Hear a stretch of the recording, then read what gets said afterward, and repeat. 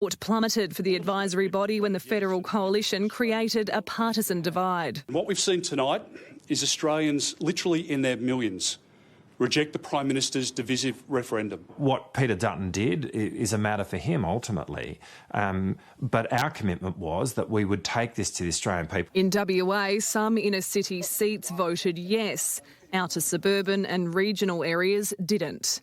That's potentially politically problematic for Labor. But in bad news for Peter Dutton, the Teal independent-held seat of Curtin voted yes, which doesn't bode well for moderate Liberals hoping to reclaim the Perth seat at the next federal election. And it's good to see that my values are aligned with those in my electorate, but obviously the division across the country is really unfortunate. The federal opposition blaming WA's low yes vote in part on the state's failed Aboriginal cultural heritage laws. I think WA Labor depth charged the Yes campaign in WA.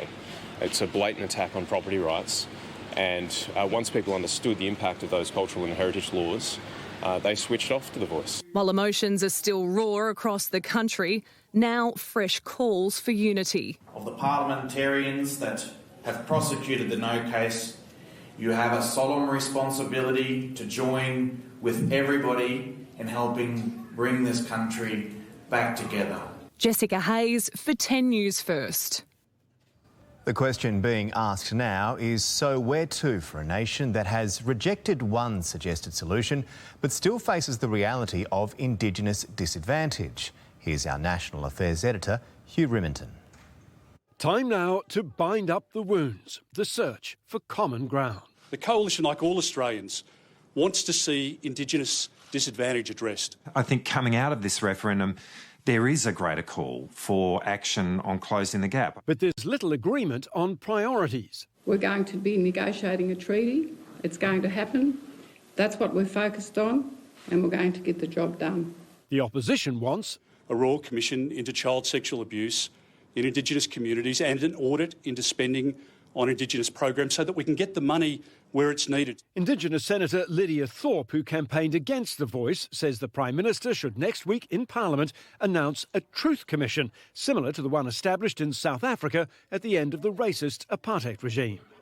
We are a wounded people because of the conflict of the past. We need to heal and we need to unite, and I think truth-telling is the first part of being able to do that. The Greens want $250,000 now to help establish a Truth Commission, one of the other pillars of the Uluru Statement from the Heart. There appears little appetite for Peter Dutton's planned new referendum, limited to constitutional recognition alone.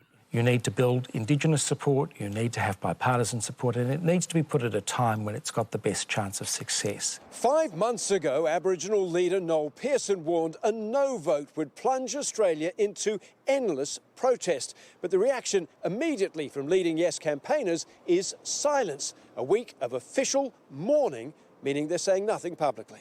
In a statement, they say they will not rest long. When they return, they will talk not of recognition and reconciliation, only of justice and the rights of our people in our own country. What it looks like and how to get there are the questions for those still seeking change.